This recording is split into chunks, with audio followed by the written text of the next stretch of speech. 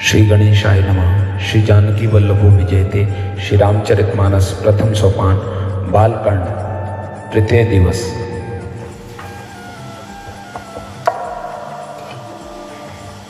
सती जी ने श्री रघुनाथ जी के प्रभाव को समझकर डर के मारे शिव जी से छिपाव किया और कहा, हे स्वामी, मैंने कुछ भी परीक्षा नहीं ली, वहाँ जाकर आपकी ही तरह प्रणाम किया। आपने जो कहा वह झूठ नहीं हो सकता। मेरे मन में यह बड़ा पूरा विश्वास है। तब शिव जी ने ध्यान करके देखा कि और सती जी ने जो चरित्र किया था सब जान लिया। फिर श्री रामचंद्र जी की माया को सिर निभाया, जिसने प्रेरणा करके सती के मुंह से भी झूठ कहला दिया। सुजान शिव जी ने मन में विचार किया कि हरि की इच्छा रूपी भावी प्रबल है। सती जी ने सीता जी का वेश धारण किया। यह जानकर शिव जी के हृदय में बड़ा विषाद हुआ। उनको सोचकर कि यदि मैं अब सती से प्रीति करता हूँ तो भक्ति मार्ग लुप्त हो जाता है और बड़ा अन्याय होता है। सती परम पवित्र है, इसीलिए इन्हें छोड़ते भी नहीं बनता और प्रेम करने में बड़ा पाप है। प्रकट करके महादेव जी कुछ भी नहीं कहते, परंतु इनके हृदय में बड़ा संताप है। तब शिव जी ने प्रभु श्री रामचंद्र जी के चरण कमलों में सिर निभाया और श्री राम जी का स्मरण करते ही उनके मन में यह आया कि सती के इस शरीर से मेरी पति पत्नी में भेंट नहीं हो सकती। और शिव जी ने अपने मन में यह संकल्प कर लिया। स्थिर बुद्धि शंकर जी ऐसा विचार करके श्री रघुनाथ जी का स्मरण करते हुए अपने घर कैलाश को चले। चलते समय सुंदर आकाशवाणी हुई कि हे महेश, आपकी जय हो। आपने भक्ति की अच्छी दृढ़ता की।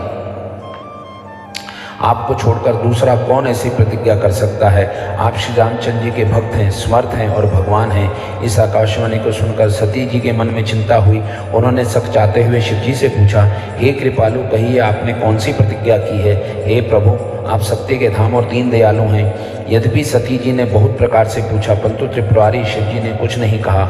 सती जी ने हृदय में अनुमान लिया कि सर्वज्ञ शिव जी सब जान गए हैं। मैंने शिव जी से कपट किया और इसी स्वभाव से ही मूर्ख और बेसमझ होती है।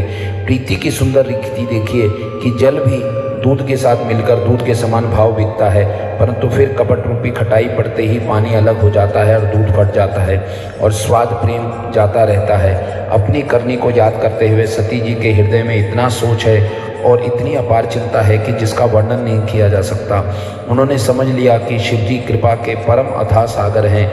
इससे प्रकट में मैंने अपराध नहीं कहा। शिव जी का रुख देखकर सती जी ने जान लिया कि स्वामी ने मेरा त्याग कर दिया है और वे हृदय में व्याकुल हो उठी। अपना पाप समझकर कुछ कहते नहीं बना, परंतु हृदय भीतर ही भीतर कुम्हार के आवे के समान अत्यंत जलने लगा। वृषकेतु शिव जी ने सती को चिंतायुक्त जानकर उन्हें सुख देने के लिए सुंदर कथाएं कही।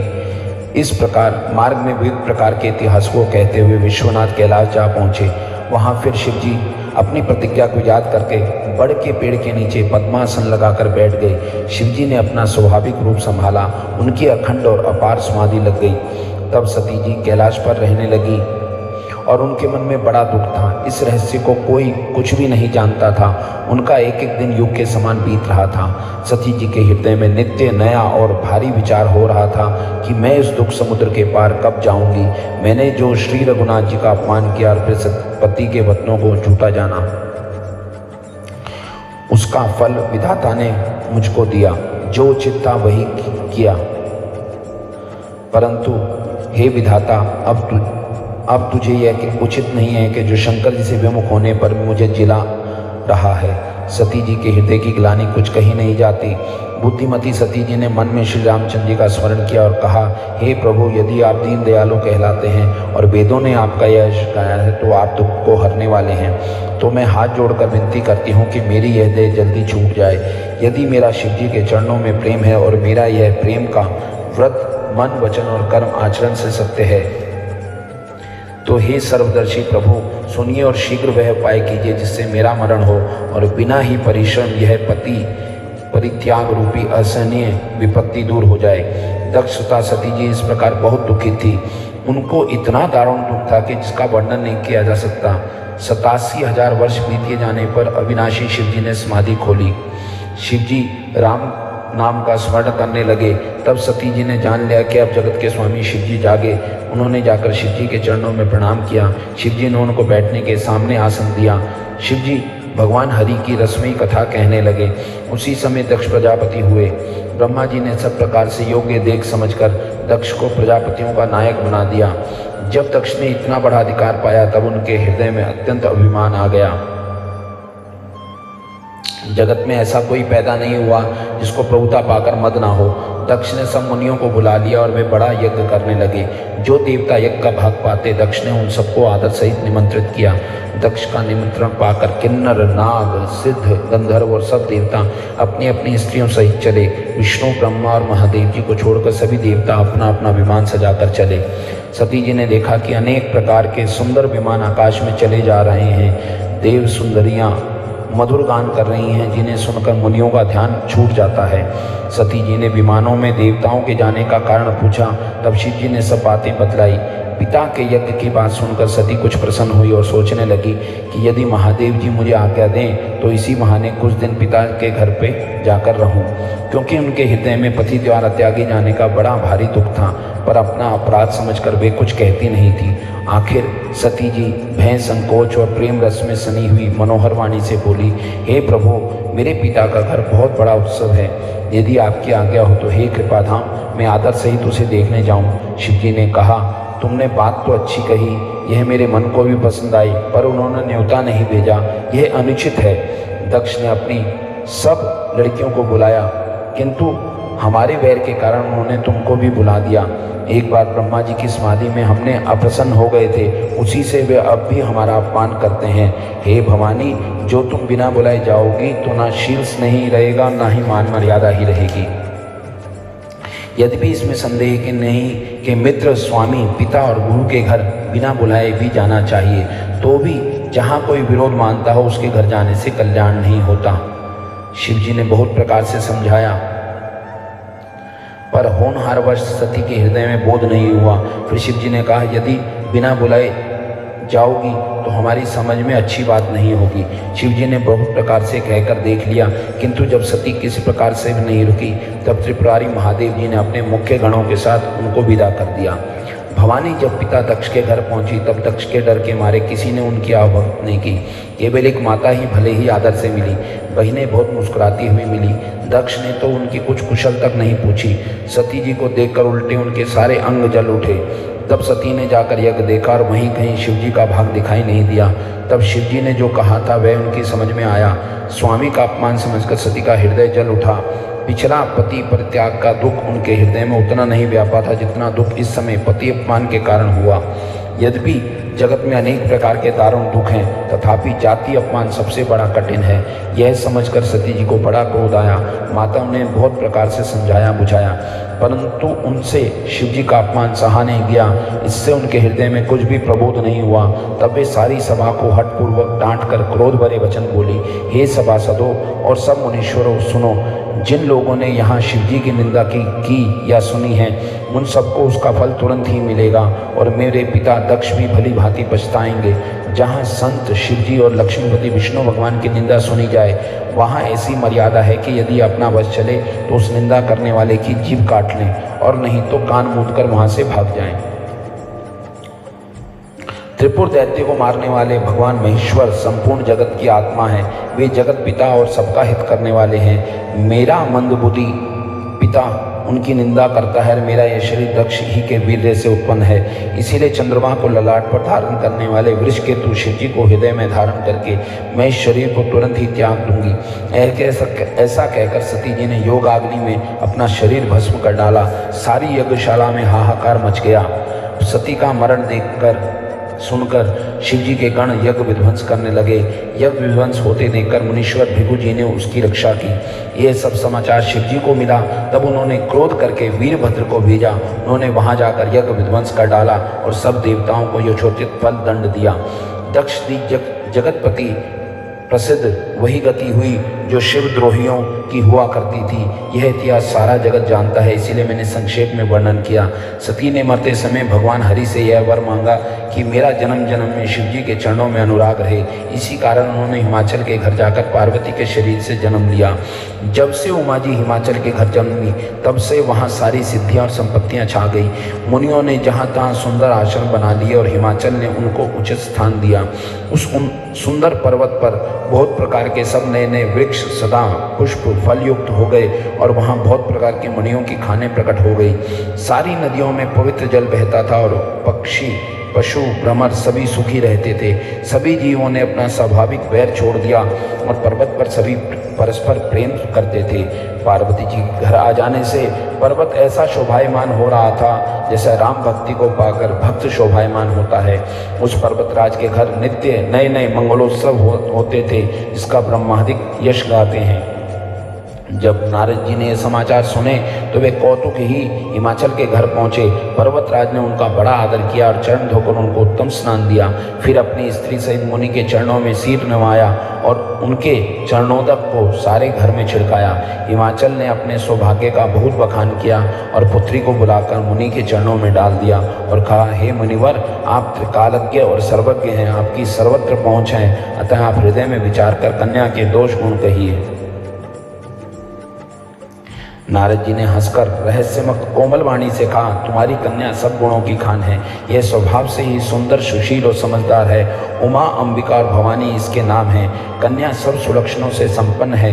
यह अपने पति को सदा प्यारी होगी। इसका सुहाग सदा अचल रहेगा और इससे इसके माता पिता यश कामेंगे। यह सारे जगत में पूज्य होगी और इसकी सेवा करने से कुछ भी दुर्लभ नहीं होगा। संसार में स्त्रियां इसका नाम स्मरण करके पतिव्रत रूपी तलवार की धार पर चढ़ जाएंगी। हे पर्वतराज, तुम्हारी कन्या सुलक्षणी है। अब इसमें जो 2-4 अवगुण हैं उन्हें भी सुन लो। गुणहीन, मानहीन, माता पिता विहीन, उदासीन, संशयहीन, लापरवाह, योगी, जटाधारी, निष्काम हृदय, नंगा और अमंगल वेश वाला ऐसा पति इसको मिलेगा। इसके हाथ में ऐसी ही रेखा पड़ी है। नारद मुनि की वाणी सुनकर उसको हृदय में सत्य जानकर पति पत्नी हिमवान और मैना को दुख हुआ और पार्वती जी प्रसन्न हुई। नारद जी ने भी इस रहस्य को नहीं जाना, क्योंकि सबकी बाहरी दशा एक सी होने पर भी भीतरी समझ भिन्न भिन्न थी। सारी सखियां पार्वती, पर्वतराज हिमवान और मैना सभी के शरीर पुलकित थे और सभी के नेत्रों में जल भरा था। देव ऋषि के वचन असत्य नहीं होते, यह विचार कर पार्वती जी ने उन वचनों को हृदय में धारण कर लिया। उन्हें शिवजी के चरण कमलों में स्नेह उत्पन्न हो गया, परंतु मन में यह संदेह हुआ कि उनका मिलना कठिन है। अवसर ठीक न जानकर उमा ने अपने प्रेम को छुपा लिया और फिर वे सखी की गोद में जाकर बैठ गई। देव ऋषि की वाणी झूठी नहीं होगी, यह विचार कर हिमवान, मैना और सारी चतुर सखियां चिंता करने लगी। फिर हृदय में धीरज धरकर पर्वतराज ने कहा, हे नाथ, कहिए अब क्या उपाय किया जाए। मुनीश्वर ने कहा, हे हिमवान, सुनो, विधाता ने ललाट पर जो कुछ लिख दिया उसको देवता, दानव, मनुष्य, नाग और मुनि कोई नहीं मिटा सकते। तो भी एक उपाय मैं तुमको बतलाता हूँ, यदि देव सहायता करें तो वह सिद्ध हो सकता है। उमा को वर तो निस्संदेह वैसा ही मिलेगा जैसा मैंने तुम सबको वर्णन किया है, परंतु मैंने वर के जो जो दोष बतलाए हैं मेरे अनुमान से वे सभी शिवजी में हैं। यदि शिवजी के साथ विवाह हो जाए तो दोषों को भी सभी लोग गुणों के समान ही कहेंगे। जैसे विष्णु भगवान शेष नाग की शैया पर सोते हैं तो भी पंडित लोग उनको ऐसा दोष नहीं लगाते।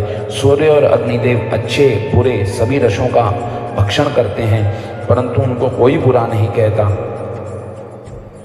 गंगा जी में शुभ और अशुभ सभी जल बहता है, पर उनको कोई अपवित्र नहीं कहता। सूर्य, अग्नि और गंगा जी की भांति समर्थ को कुछ दोष नहीं लगता। यदि मूर्ख मनुष्य ज्ञान के अभिमान से इस प्रकार होड़ करते हैं तो वे कल्प के लिए नरक में पड़ते हैं। भला कहीं जीव भी ईश्वर के समान सर्वथा स्वतंत्र हो सकता है। गंगा जल से बनाई हुई मदिरा को जानकर संत लोग कभी उसका पान नहीं करते, पर वही गंगा जी में मिल जाने पर जैसे पवित्र हो जाती है। ईश्वर और जीव में भी वैसा ही भेद है। शिवजी सहज ही समर्थ हैं, क्योंकि वे भगवान हैं, इसीलिए इस विवाह में सब प्रकार कल्याण हो। परंतु महादेव जी की आराधना बड़ी कठिन है, फिर भी क्लेश तप करने से वे बहुत जल्द संतुष्ट होते हैं। यदि तुम्हारी कन्या तप करे तो त्रिपुरारी महादेव जी होनहार को मिटा सकते हैं। यद्यपि संसार में वर अनेक हैं, परंतु इसके लिए शिवजी को छोड़कर दूसरा वर नहीं है। शिवजी वर देने वाले, शरणागतों के दुखों का नाश करने वाले, कृपा के समुद्र और सेवकों के मन को प्रसन्न करने वाले हैं। शिवजी की आराधना किए बिना करोड़ों योग और जप करने पर भी वांछित फल नहीं मिलता। ऐसा कहकर भगवान का स्मरण करके नारद जी ने पार्वती को आशीर्वाद दिया और कहा कि हे पर्वतराज, तुम संदेह का त्याग करो, अब यह कल्याण ही होगा। यूँ कहकर नारद मुनि ब्रह्मलोक को चले गए। अब आगे जो चरित्र हुआ उसे सुनो। पति का एकांत पाकर मैना ने कहा, हे नाथ, मैंने मुनि के वचनों का अर्थ नहीं समझा। जो हमारी कन्या के अनुकूल घर वर और कुल उत्तम हो तो विवाह कीजिए, नहीं तो लड़की चाहे कुमारी ही हो, मैं योग्य वर के साथ उसका विवाह नहीं करना चाहती, क्योंकि हे स्वामिन, पार्वती मुझको प्राणों के समान प्रिय है।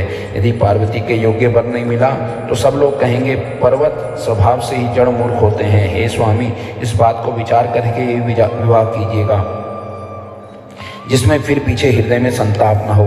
इस प्रकार कहकर मैनापति के चरणों में मस्तक रखकर गिर पड़ी। तब हिमवान ने प्रेम से कहा, चाहे चंद्रमा में अग्नि प्रकट हो जाए, पर नारद जी के वचन झूठे नहीं हो सकते। हे प्रिय, सब सोच छोड़कर श्री भगवान का स्मरण करो।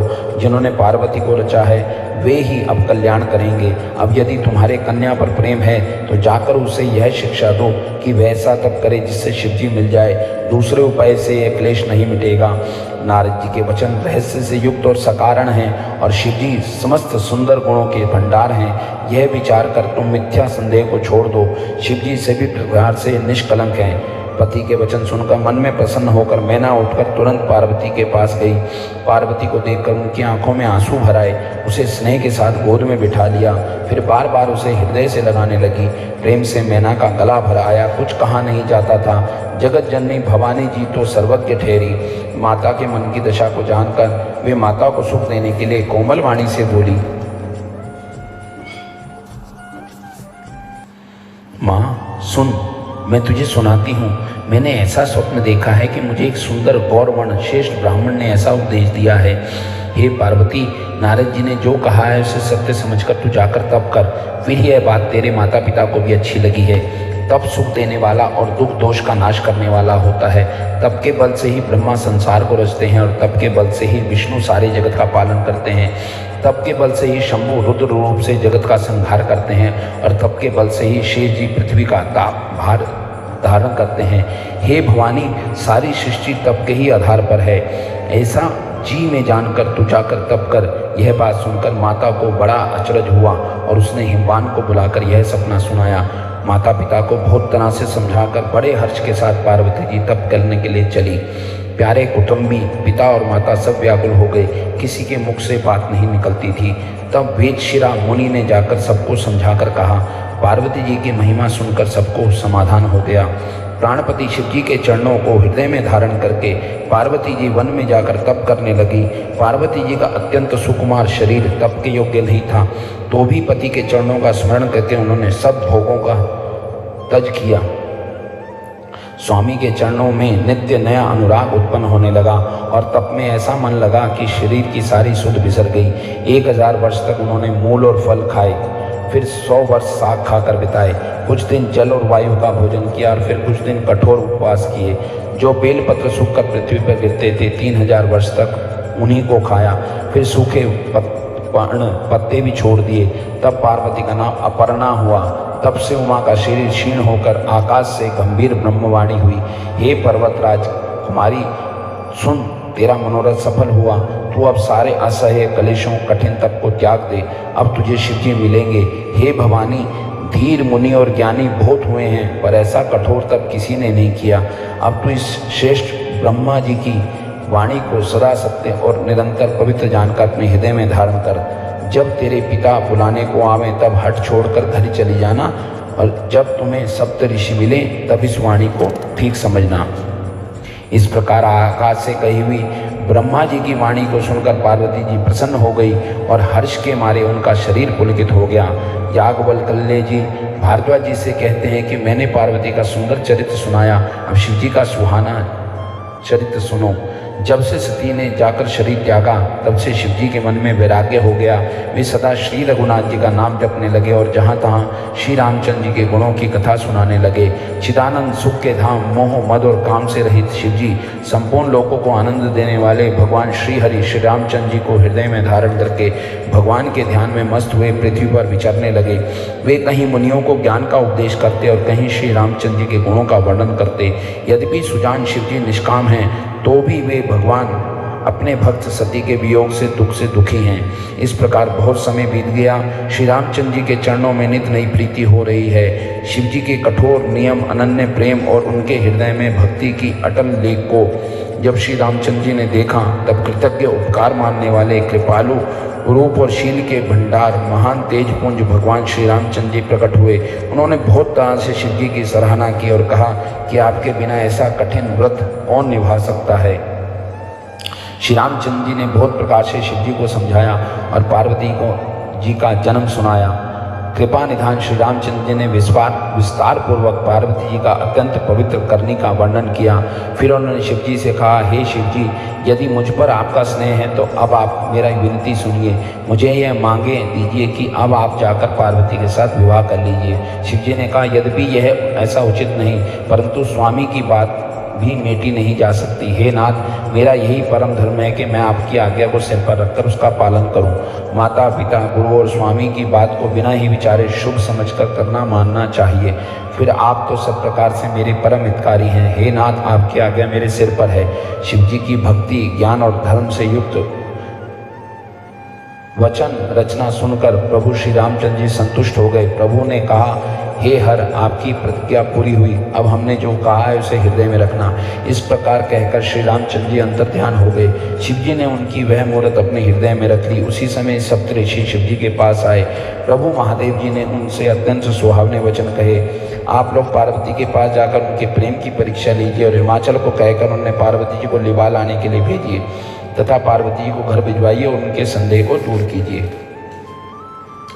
ऋषियों ने वहां जाकर पार्वती जी को कैसा देखा, मानो मूर्तिमान तपस्या ही हो। मुनि बोले, हे शैल कुमारी, सुनो, तुम किस लिए इतना कठोर तप करती हो? तुम किसकी आराधना करती हो? क्या चाहती हो? हमसे अपना सच्चा भेद क्यों नहीं कहती? पार्वती जी ने कहा, बात कहते मन बहुत सुख चाहता है। आप लोग मेरी मूर्खता सुनकर हंसेंगे।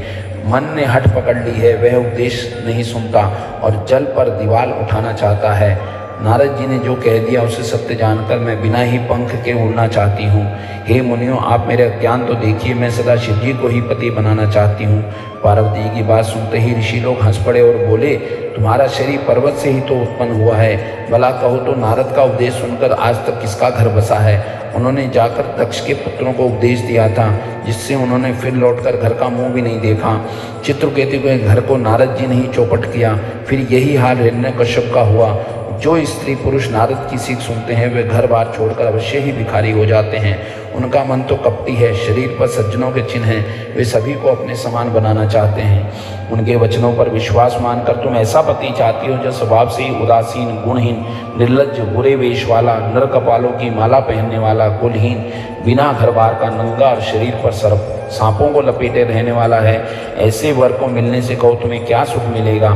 तुम उस ठग नारद के बहकावे में आकर खूब भूली। पहले पंचों के कहने से शिव जी ने सती से विवाह किया था, परंतु फिर उसे त्याग कर मरवा डाला। अब शिव जी को कोई चिंता नहीं रही, भीख मांगकर खा लेते हैं और सुख से सोते हैं। ऐसे स्वभाव से ही अकेले रहने वालों के घर भी भला क्या कभी स्त्रियां टिक सकती हैं? अब भी हमारा कहा सुनो तो हमने तुम्हारे लिए अच्छा वर विचारा है। वह बहुत ही सुंदर, पवित्र, सुखदायक और सुशील है, जिसका यश और लीला वेद गाते हैं। वह दोषों से रहित, सारे सद्गुणों की स्वामी, राशि लक्ष्मी जी का स्वामी और वैकुंठपुरी का रहने वाला है। हम ऐसे वर को लाकर तुमसे मिला देंगे। यह सुनते ही पार्वती जी हंसकर बोली, आपने यह सत्य ही कहा कि मेरा ये शरीर पर्वत से उत्पन्न हुआ है, इसलिए हट नहीं छूटेगा। शरीर भले ही छूट जाए, सोना भी पत्थर से ही उत्पन्न होता है, सो वह जलाए जाने पर भी अपने स्वभाव सुवर्ण तत्व को नहीं छोड़ता। अतः मैं नारद जी के वचनों को नहीं छोड़ूंगी, चाहे घर बसे या उजड़े। इससे मैं नहीं डरती। जिसको गुरु के वचनों में विश्वास नहीं, उसको सुख और सिद्धि स्वप्न में भी सुगम नहीं हो सकती। माना कि महादेव जी अवगुणों की खान है और विष्णु समस्त सद्गुणों के धाम है, परंतु जिसका मन जिसमें रम गया उसको तो उसी से काम है। हे मुनीश्वरों, यदि आप पहले मिलते तो मैं आपका उपदेश सिर माथे रखकर सुनती, परंतु अब तो मैं अपना जन्म शिव जी के लिए हार चुकी, फिर गुण दोषों का विचार कौन करे। यदि आपके हृदय में बहुत ही हट है और विवाह की बातचीत बरेखी किए बिना आपसे रहा ही नहीं जाता, तो संसार में वर कन्या बहुत हैं, खिलवाड़ करने को आलस्य तो होता नहीं, और कहीं जाकर कीजिए। मेरा तो करोड़ों जन्मों तक यही हट रहेगा कि या तो शिव जी को वरूंगी, नहीं तो कुमारी ही रहूंगी। स्वयं शिव जी 100 बार कहें तो भी नारद जी के उपदेश को नहीं छोड़ूंगी। जगत जननी पार्वती जी ने फिर कहा कि मैं आपके पैरों पड़ती हूँ, आप अपने घर जाइए और बहुत देर हो गई है। शिव जी में पार्वती जी का ऐसा प्रेम जानकर ज्ञानी मुनि बोले, हे जगत जननी, हे भवानी, आपकी जय हो, जय हो। आप माया हैं और शिव जी भगवान हैं, आप दोनों समस्त जगत के माता पिता हैं। यह कहकर मुनि पार्वती जी के चरणों में सिर निभाकर चल दिए। उनके शरीर बार बार पुलकित हो रहे थे। मुनियों ने जाकर हिमवान को पार्वती जी के पास भेजा और वे विनती करके उनको घर ले आए। फिर सप्तऋषियों ने शिव जी के पास जाकर उनको पार्वती जी की सारी कथा सुनाई। पार्वती जी का प्रेम सुनकर शिव जी आनंद मगन हो गए। सप्तऋषि प्रसन्न होकर अपने घर ब्रह्मलोक को चले गए। तब सुजान शिव जी मन को स्थिर करके श्री रघुनाथ जी का ध्यान करने लगे। उसी समय तारक नाम का असुर हुआ, जिसकी भुजाओं का बल, प्रताप और तेज बहुत बड़ा था। उसने सब लोक और लोकपालों को जीत लिया। सब देवता सुख और संपत्ति से रहित हो गए। वह अजर अमर था, इसीलिए किसी से जीता नहीं जाता था। देवता उसके साथ बहुत सी लड़ाइयाँ लड़कर हार गए। तब उन्होंने ब्रह्मा जी के पास जाकर पुकार मचाई। ब्रह्मा जी ने सब देवताओं को दुखी देखा। ब्रह्मा जी ने सबको समझाकर कहा, इस दैत्य की मृत्यु तब होगी जब शिव जी के वीर्य से उत्पन्न हो। इसको युद्ध में वही जीतेगा। मेरी बात सुनकर उपाय करो, ईश्वर सहायता करेंगे और काम हो जाएगा। सती जी ने जो दक्ष के यज्ञ में देह का त्याग किया था, उन्होंने अब हिमाचल के घर जाकर जन्म ले लिया है। उन्होंने शिव जी को पति बनाने के लिए तप किया है। इधर शिव जी सब छोड़ छाड़ कर समाधि लगाकर बैठे हैं। यदि भी है तो बड़े असमंजस की बात, तथापि मेरी एक बात सुनो।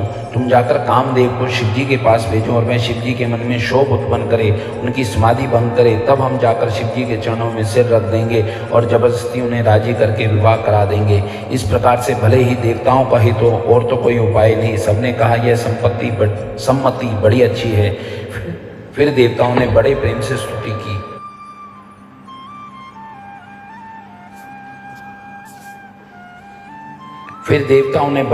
स्तुति की। तब विषम 5 बाण धारण करने वाले और मछली के चिन्ह युक्त ध्वजा वाले कामदेव प्रकट हुए।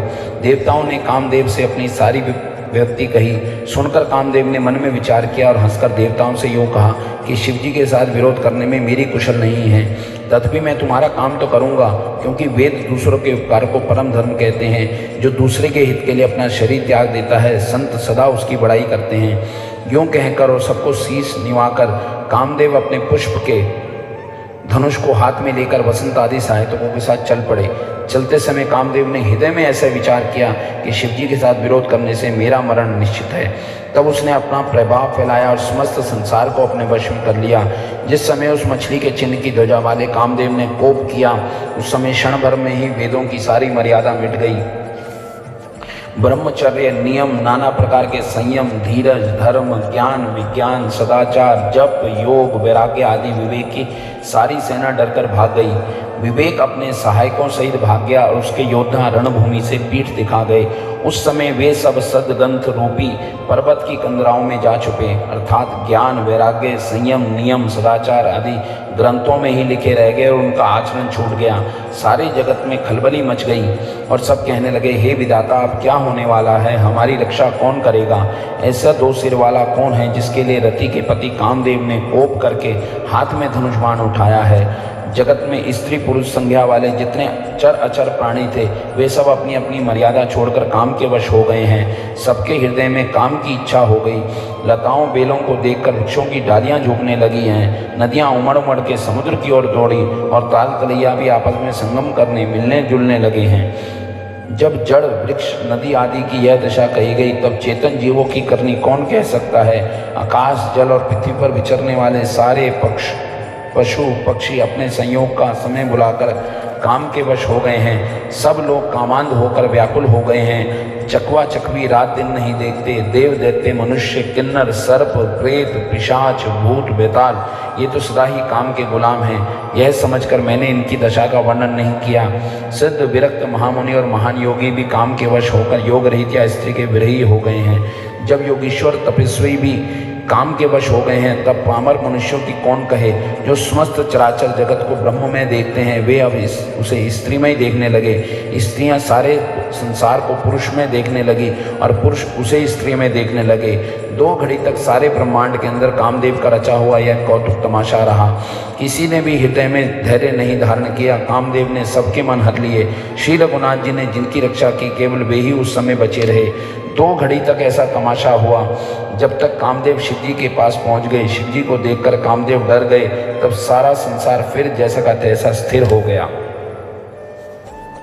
तुरंत ही सब जीव वैसे ही सुखी हो गए जैसे मतवाले नशा पिए हुए लोग मद नशा उतर जाने पर सुखी होते हैं। दुराधर्षा जिनको पराजित करना अत्यंत ही कठिन है और दुर्गम जिनका पार पाना कठिन है, भगवान संपूर्ण ऐश्वर्य धर्म यश श्री ज्ञान और वैराग्य 6 ईश्वरीय गुणों से युक्त रुद्र महाभयंकर शिवजी को देखकर कामदेव भयभीत हो गए। लौट जाने में लज्जा मालूम होती थी और करते कुछ बनता नहीं था। आखिर मन में मरने का निश्चय करके उसने उपाय रचा। तुरंत ही सुंदर ऋतुराज वसंत को प्रकट किया। फूले हुए नए नए वृक्षों की कतारें सुशोभित हो गई। वन उपवन बावली तालाब और सब दिशाओं के विभाग परम सुंदर हो गए। जहाँ तहाँ मानो प्रेम उमड़ रहा था, जिसे देखकर मरे मनों में भी कामदेव जाग उठा। मरे हुए मन में भी कामदेव जागने लगा। वन की सुंदरता कहीं नहीं जा सकती। काम रूपी अग्नि का सच्चा मित्र शीतल मंद सुगंधित पवन चलने लगा। सरोवरों में अनेक कमल खिल गए, जिन पर सुंदर भौरे के समूह गुंजार करने लगे। राजहंस कोयल और तोते रसीली बोली बोलने लगे और अप्सराएं गा गा कर नाचने लगी। कामदेव अपनी सेना सहित करोड़ों प्रकार की सब कलाएं उपाय करके हार गए, पर शिवजी की अचल समाधि न डिगी। तब कामदेव क्रोधित हो गए। आम के वृक्ष की एक सुंदर डाली देखकर मन में क्रोध से भरा हुआ कामदेव उस पर चढ़ गया। उसने पुष्प धनुष पर अपने 5 बाण चढ़ाए और अत्यंत क्रोध से लक्ष्य की ओर ताककर उसने कान तक तान दिया। कामदेव ने तीक्ष्ण 5 बाण छोड़े जो शिवजी के हृदय में लगे। तब उनकी समाधि टूट गई और वे जाग गए। ईश्वर शिवजी के मन में बहुत शोक हुआ।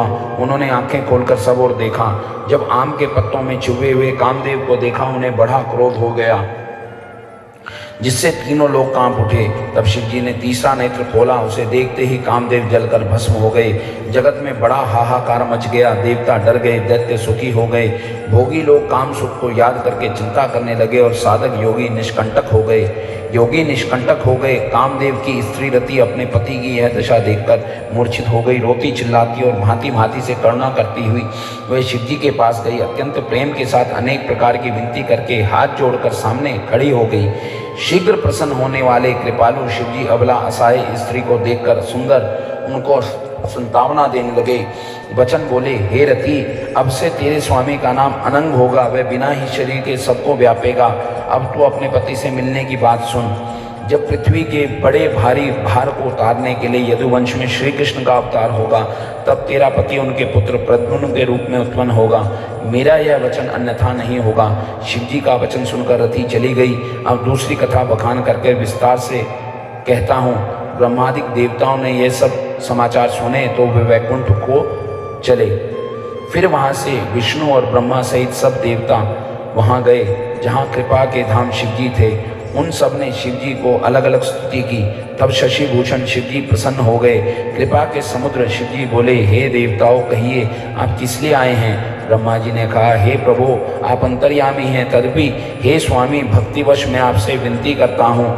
हे शंकर, सब देवताओं के मन में ऐसा परम उत्साह है कि हे नाथ, वे अपनी आँखों से अपना आपका विवाह देखना चाहते हैं। हे कामदेव के मद को चूर करने वाले, आप ऐसा कुछ कीजिए जिससे सब लोग इस उत्सव को नेत्र भर के देखें। हे कृपा के सागर, कामदेव को भस्म करके आपने रति को जो वरदान दिया, सो आपने बहुत ही अच्छा किया।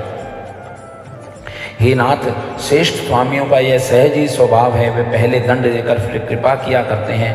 पार्वती ने अपार तप किया, अब उन्हें अंगीकार कीजिए। ब्रह्मा जी की प्रार्थना सुनकर और प्रभु श्री रामचंद्र जी के वचनों को याद करके शिव जी ने प्रसन्नता पूर्वक कहा ऐसा ही हो। तब देवताओं ने नगाड़े बजाए और फूलों की वर्षा करके जय हो देवताओं के स्वामी की जय हो ऐसा कहने लगे। उचित अवसर जानकर सप्तऋषि आए। ब्रह्मा जी ने तुरंत ही उन्हें हिमाचल के घर भेज दिया। वे पहले वहां गए जहां पार्वती जी थी और उनसे छल से भरे मीठे विनोदयुक्त आनंद पहुंचाने वाले वचन बोले। नारद जी के उपदेश से तुमने उस समय हमारी बात नहीं सुनी, अब तो तुम्हारा प्रण झूठा हो गया, क्योंकि महादेव जी ने काम को ही भस्म कर डाला। इति श्रीमास परायण तीसरा विश्राम। जन्म जन्म भूला फिरा पाया राम नासा, अब की यदि संयोग हो सिमरू में आठों याम तुम्हारा नाम मिले भगवन, सुबह और शाम मिले भगवन, भक्ति का दान मिले भगवन, भक्ति का दान मिले भगवन, हे आठों याम मिले भगवन। राम तुम बड़े दयालु हो, हरि जी तुम बड़े कृपालु हो। श्री राम जय राम, श्री राम जय राम जय राम, श्री राम जय राम जय राम।